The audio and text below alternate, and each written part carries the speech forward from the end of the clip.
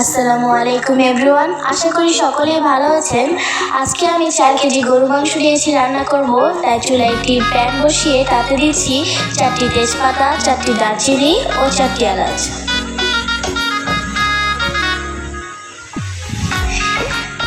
দিয়ে দিব তেল।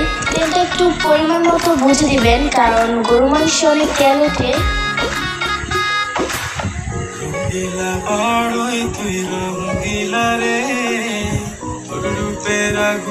আমার তেল দেওয়া শেষ হয়েছে, এখন আমি এগুলোকে একটু ভেজে নেব।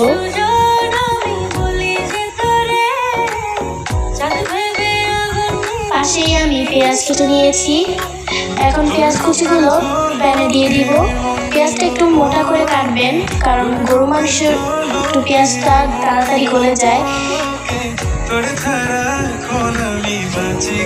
এখন আমি পেঁয়াজগুলোকে একটু ভেজে নেব। ফিরে আসলাম কিছুক্ষণ পরে। এখন আমি 2 চামচ পরিমাণের মতো লবণ দিয়ে দিব। লবণটা আমি আগে দিচ্ছি, কারণ পেঁয়াজটা নরম হবে। পাশে আমি একটি বাটিতে 2 চামচ পরিমাণের মতো আদা এবং রসুন পেস্ট নিয়েছি এবং দিয়ে দিচ্ছি তাতে 2 চামচ পরিমাণের হলুদ গুঁড়ো। আরও দিয়ে দিচ্ছি 2 চামচ পরিমাণের মরিচের গুঁড়ো। আমরা একটু ঝাল কমই খাই, তাই আমরা একটু কম দিচ্ছি। আপনারা আপনাদের স্বাদ মতো দিয়ে দিবেন। আরও দিয়ে দিচ্ছি 2-4 চামচ জিরা গুঁড়ো এবং 2-4 চামচ ধনিয়া গুঁড়ো।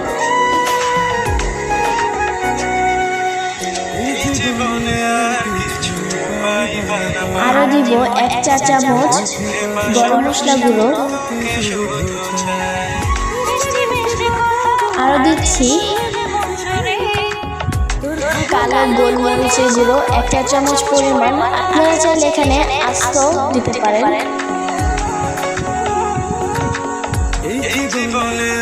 এখন আমি কিছুটা পরিমাণের মতো পানি দিয়ে দিব।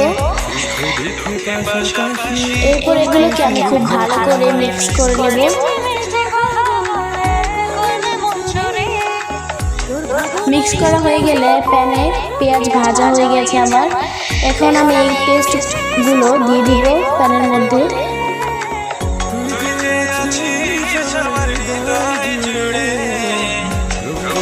এখন আমি মশলাগুলো খুব ভালো করে মিক্স করে নেব।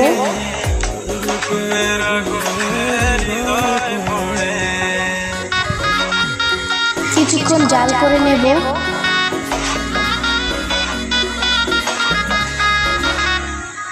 কিছুক্ষণ পরে দেখবো এভাবে তেল একটু উঠে এসেছে।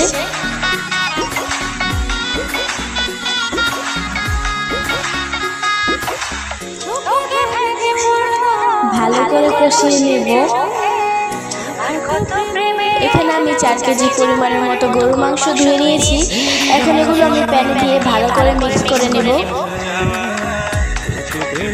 আপনারা চাইলে পানি গরম করে এখানে দিতে পারেন, কিন্তু আমি দিব না। আমি এটা কষিয়ে রাখবো, তাই এখানে যতটুকু পানি উঠছে আমি ওইগুলো দিয়েই রান্না করব। কিছুক্ষণ পর আবার একটু নেড়ে নেব।